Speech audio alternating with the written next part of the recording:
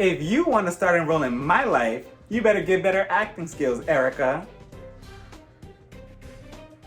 Hey y'all, welcome to my channel. I am Raphael and I am here to review episode 11 of The Real Housewives Who Do Not Know Their Addresses of Their Homes of Beverly Hills. So we start the episode off with all the women slowly waking up from the night before, and first before that, we get to see a hot ass mess of the entire house, specifically the kitchen. That was disgusting. I mean, if I was the cameraman, I'll just be filming like, oh my God, they're nasty. Oh my God, can somebody get a fly swatter in here? That was so gross, especially when they zoomed in and there was a fly on the meat or the cookies or whatever. It was so nasty. I'm like, y'all really go to sleep with all this shit just piled up like that? It was dishes on top of dishes. It was nasty ass food all over the place.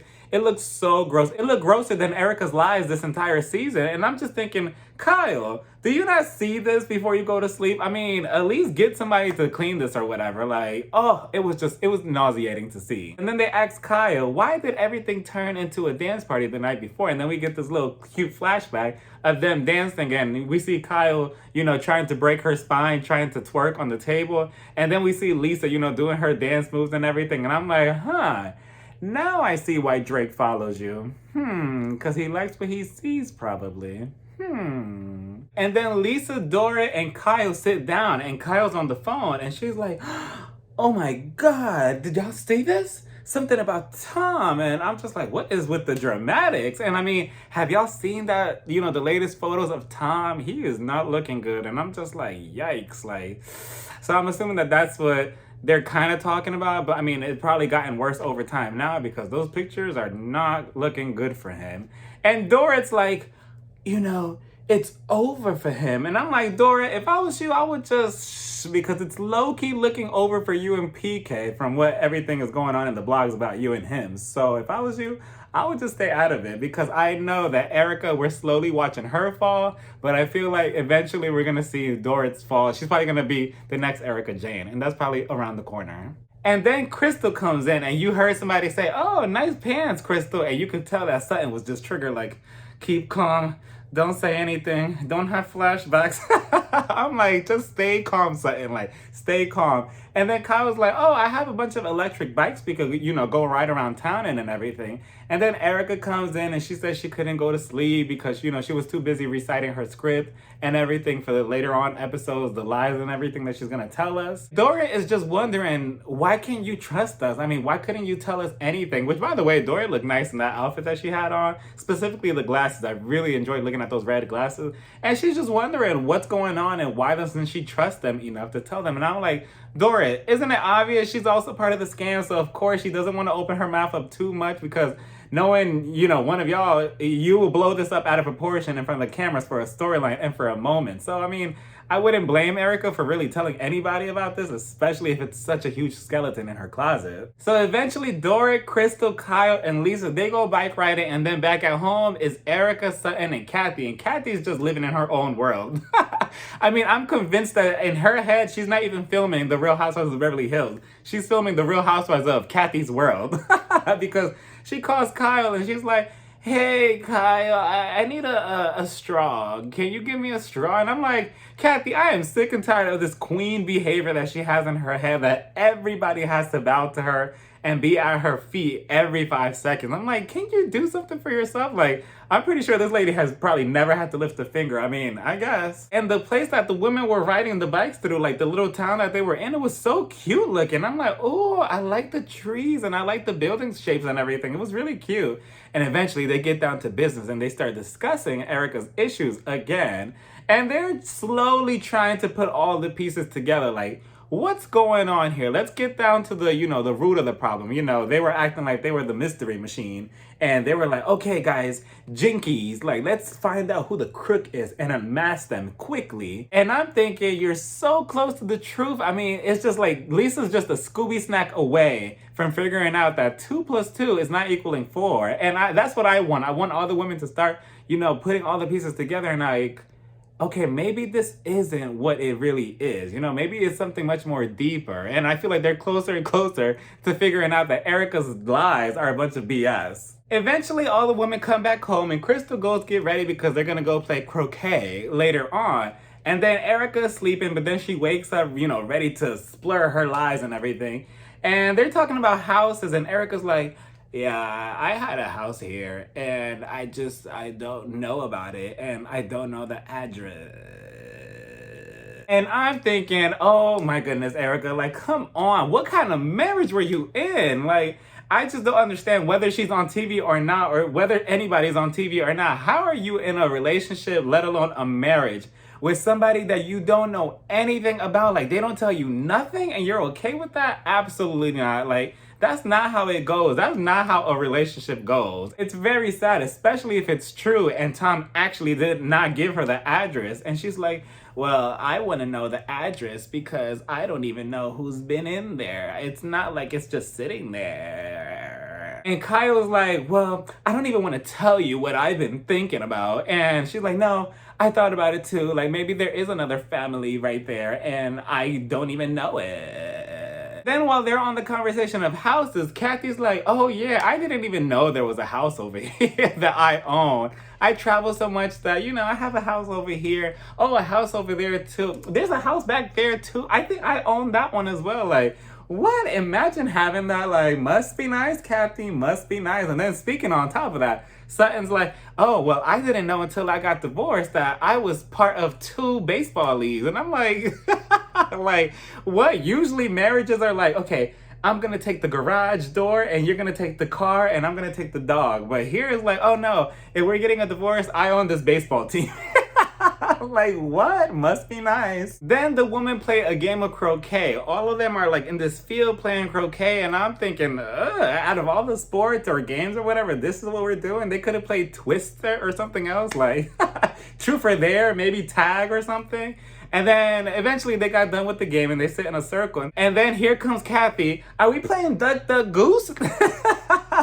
I mean, is it bad that I low-key wanted them to play Duck Duck Goose? I think that would have been so much fun to see instead of this boring-ass game of croquet. Who wants to see that? And they're talking about Garcelle and how she's going to show up very soon and she's going to stay at the hotel. And Kyle's like, so are you, Lisa, are you okay with Garcelle? Like, is everything fine? And Lisa's like, yeah, I mean, we're just going to, take it day by day. And, Kyle just had to be petty. Does she follow you on Instagram? I mean, she's asking all the right questions. And Lisa's like, oh, I don't know. And I don't really care. And I'm like, yes, you do know. You probably just don't want to say it on camera because the same energy that you have of knowing where, that champagne pappy is following you on Instagram, I'm pretty sure you know whether Garcelle is following you or not. But then Kyle confirms that Garcelle doesn't follow Lisa, nor does she follow Kyle.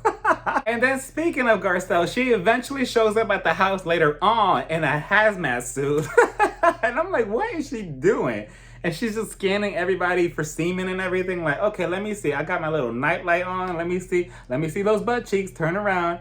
And then Lisa's like, oh, this is the Garcelle I love. This is the fun, non-judgmental Garcelle I love. And I'm like, where is she judgmental? Just because she holds you accountable, unlike the rest of the women on here, it doesn't mean that she's judgmental. I think Garcelle is really, she just tells it how it is. And that's how it is. Unlike the rest of the women who, for some reason, are intimidated or scared of each other or talk shit behind each other's back, Garcelle doesn't do that. She brings it to the table, and that's exactly what she has done with Kyle, and that's what she has done with you, Lisa. So don't call it judgmental. And then all the women start getting ready for a dinner later on, and I'm thinking this could have been a pajama party, honestly, because you got all dolled up for literally probably a 10-minute dinner or a 10-minute scene. Like, they're literally dolled up as if they're going to an award show or something. And then Garcelle shows up at Crystal's hotel room, and Garcelle looks like a beautiful couch. I love those colors on her. Her hair looked right. Her makeup looked good. I love the fur coat on her. She looks so, so pretty. I love that color scheme that she had on. And she's talking to Crystal, and Crystal's like, it was just a very rough night for Erica. She was practicing her theatrics and everything that she learned in drama class and everything. She told us that Tom eventually cheated. And then Garcelle is so caught off guard, like, wait. And then they flash back to a month ago where she had the conversation with Erica, and she's like, she didn't tell me this. She told me that she had no idea if he was cheating or not. Why wouldn't she tell me that, knowing that Garcelle got cheated on as well? And I'm like, Garcelle, it's because Erica is lying. Like, she is just making up lies on the spot. That's why she's not telling anybody, because she's slowly getting caught up in her lies. through this show. I mean, honestly, I think if she wasn't on this season, she'd probably have a better chance at maybe like trying to, fool the police or whoever is looking for her. But I don't, she just continues to put her foot in her mouth with every damn scene that she talks about this. If I was her, I would just talk about something else. Like, so does anybody like nachos? Let's not talk about my divorce. I don't really feel like it. I want to talk about, something on TV or whatever. What's your favorite music video? But Erica just continues doing it to herself. The women start talking and discussing it, and Erica starts to share that she has never been into a bank. She doesn't know how to use a credit card or anything like that. And I'm like, oh my God, Erica. Again, every episode I go in with, okay, let me give her 1% of like maybe she's telling the truth. And then boom, I take it back by the end of the episode or halfway through. And I'm like, what? Again, what kind of mess is this? Kathy also says that she never has, worked inside a bank, or she never have used it or anything. She doesn't know how to swipe anything. And I'm like, okay, Kathy, I could kind of believe. That is a little bit more reasonable, but Erica, you literally make it sound as if like Tom was changing your diaper every 5 seconds. Erica, you are not that ditzy and that confused on how to do anything in life. I mean, you cannot just be going on in this marriage like, yes, I don't know how to brush my teeth. I don't even know what waking up was. One day I was just sleeping and my eyes just opened and I realized that is what waking up is like. And I'm like, what? Like, at this point, I won't be surprised if Erica doesn't know how to tie her shoes. They sit down at the table and they're all eating. And after, they're like, okay, let's all go around the table and give each other one word of what describes ourselves. And Dora, she says that her word is forgetful. Kyle says that her own word is she's annoying. Sutton says that she's insane. And then we get a little backstory of Crystal and her bloodline and her family and everything. I thought that was pretty interesting. And then we get to Erica Jane, and Erica Jane is like, I'm an actress, I'm a liar. And Garcelle's like, I just really think that me and you are really similar to each other. And I'm like, Garcelle, don't do that. Like, you're insulting yourself. Stop it. And she's like, you have a very tough exterior, but you're easily breakable on the inside. And I'm like, oh, Garcelle, stop it. I wonder if Garcelle watches this episode, especially with what's going on now in the media about Erica. And she's like, I should not have said any of this to her. And she's like, at the end, you're always going to end up on top. And I'm thinking, yeah, on top of the FBI's most wanted list. Garcelle, Crystal, and Erica go for a hike to look for Tom, and the rest of the women are out shopping. And then Kathy gets a call from Nikki Hilton, and she's like, wait. I want to see your outfit. And Kyle's like, wait. Here, look what your mom is wearing. Like, look at this. And Kathy's like, I don't need to impress anybody. I'm in the middle of the desert. Like, why do we need to be all dolled up? And I'm thinking the same thing. I mean, first of all, I was looking at Kathy's outfit like, what's wrong with it? She looks, she looks cute. Besides her little 4-leaf clover necklace that she had on. I'm like, wait a minute. I thought it was around Christmas time. Why we're wearing that? But, either way, I thought she looked fine. So I don't get why Kyle was making such a big deal. As if she's the queen of the runways on this episode. Then we head back over to Garcelle, Crystal, and Erica. And Garcelle is asking all the right questions, finally.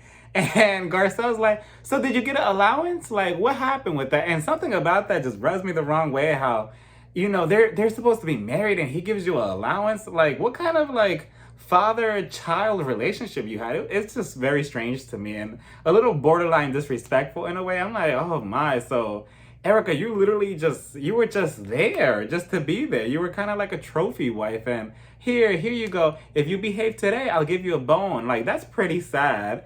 And Erica's like, no, I was kept very far away from the money. He never gave me a dime. I never saw any credit cards. It was always cash. If I wanted something, he gave me cash because Tom always had on cash. And then Garcelle asked the magic question, so did you file divorce because of all the lawsuits? I'm like, damn. And then you see Erica just nodding her head, but then she says no. She's like, no. I'm like, so which one is it? He was just becoming another person. I just didn't recognize him anymore. Like, he would just lay on me and everything. He would just say a lot of mean things to me. After that car accident that that he went through, it was just all downhill after that. No pun intended. Get it? Because he went down a hill on the car. But yeah, he was a pretty terrible person. She keeps painting out Tom to be such a terrible human being. I mean, now she's kind of saying that he has Alzheimer's and everything and just forgetting a lot of stuff, and his memory and everything was just deteriorating. And I'm thinking, I want to see and I want to hear what Tom has to say about this. I wonder if anybody or if he himself watches this season specifically and sees what Erica is saying about him. And if it's true, like, I mean, from his perspective, because to me, it's all a bunch of BS. But I want to hear what he has to say. I'm surprised he hasn't spoken about it or hasn't at least tried to throw her under the bus as well. Or maybe he, somehow still loves her a lot or something, or wants to protect her and he's willing to take the fault for it. But if I was him, I would drag her down with me. If he's already going down in flames, you're coming down with me because you were my wife and you probably had some huge part involved in all of this. Eventually, they come down from the hill and Erica's just like, I just want this to end. I just want this pain to be over with. I want him to be okay and everything. And he just keeps calling me over and over. And I'm like, wait a minute, wait. So now he calls you a lot. I thought you didn't hear from him, but okay. I mean, Erica, at this point, go back up the hill and you're in timeout. Just go. This is where things start getting a little interesting because Kathy buys the girls 1,000 tacos and they're all sitting around and everything, eating and discussing or whatever. And Garcelle's the first one to bring up, I want to bring up that Erica still gets phone calls from Tom every single day. And it was like an awkward silence and you saw all the women's heads just like they all looked at Erica like, what? And Erica's like, fuck. Go ahead, have your moment, Garcelle, have your moment. I know you're looking for a moment, have your moment. And then back in the confessional, she's like, I just feel like certain things you can't really talk about because if he hasn't talked to me since I left him, we should leave it at that. And I'm like, okay, sis, so you're full of contradictions because you say you don't want to talk about it because you can't talk about it, but then you're over here talking about it. On top of that, in front of the cameras, like you're being filmed on a TV show. And then she just takes out her anger on Garcelle and she's like, you're trying to have a moment, you're trying to fucking sugarcoat it, stop fucking sugarcoating it. Whoo, Garcelle was a better woman than I was because if I was Garcelle, I would have picked up like a stack of tacos and just flung them at Erica because I'm like, who are you talking to like that? She hasn't said anything wrong like that. And just like Sutton, Sutton seems to be the one who has the most common sense in this group. Now, I mean, I guess she's not as dumb. Okay, yes, she is. But, I guess she's not dumb in this situation because she's like, wait a minute. What did Garcelle ask or say that was so bad? And I agree with Sutton because she didn't say anything wrong. You clearly told Garcelle and Crystal something in front of the TV. So I don't get what the problem is. Like, whether she was going to tell the group was already going to know because this is on TV. Like Erica acts as if there's not like 1,000 cameras surrounding them as they're talking. And then Garcelle starts feeling bad and she starts tearing up a little bit because she's like, wait, Erica, I didn't mean it that way. You're taking it the wrong way. And Erica starts crying, her eyes getting glossy, and she's like, no, it's just that it's just too much. And you stabbed me once and now you're stabbing me again. Just do it over. Just go ahead. If you're going to talk about it, just talk about it now. She's just overdoing the tears and the dramatics and the theatrics. I'm like, oh my goodness, Erica. Each episode, she just gets better and better. With these acting skills. I mean, just give her every Emmy and every trophy award that there is possible. And she's just crying, and Garcelle starts crying, and Crystal's like, wait, no, you weren't there when Erica mentioned that she didn't want to talk about this anymore. And I'm like, well, whose fault is that? And Garcelle didn't hear that too damn bad. And what's crazy is if all the other women had a backbone and they all grilled Erica the same way they grilled Denise last season, I wonder how Erica would react then. Would she always be like walking off of camera, crying on nonstop? She's crying now because somebody's actually asking the right question and putting her on the spot. That's why she's crying, because this entire season she's been crying and like playing it up for the cameras so we can feel sorry for her. But now that somebody's like, wait a minute, I kind of want to tell the group this and I kind of have questions. Now she's like, wait a minute, I don't know how to answer this. I wasn't prepared for anybody to have backlash to what I'm telling them. Next thing you know, Erica gets up and she runs to the bathroom and starts crying and doing the absolute most. No, I'm just not gonna just no. I cannot go back out. I cannot go back out there anymore because I cannot get exposed in front of the cameras. I'm just gonna hide in the bathroom. Wait, can they hear me crying? No, I need them to hear me crying because I need them to feel bad. I need them to use this footage for the previews for next week. You know, seriously, because I need my check and I also need sympathy. I cannot do it. I cannot believe Garcelle is calling me out on my lies. Like, she's supposed to be eating this up like the rest of them, and she's not. And that's how we end the episode, with Erica's tears, Erica's snot all over the floor, the sink, the bathtub, the door handle. And yeah, I mean, Erica, like, just terrible. And nobody's buying it. Nobody's buying it. It's on sale and still nobody's buying it. Then we see that next week Sutton wants no parts of Erica. She doesn't want to be around her and everything. And I'm assuming that that's where their issue starts, which leads to their big blowout later on in the season. I'm like, ooh, but we shall see how that plays out. But that's that, y'all. Let me know what y'all thought about this episode. Don't forget to like, comment, and subscribe. And follow me on Instagram, Twitter, and TikTok. Bye, y'all. Mwah.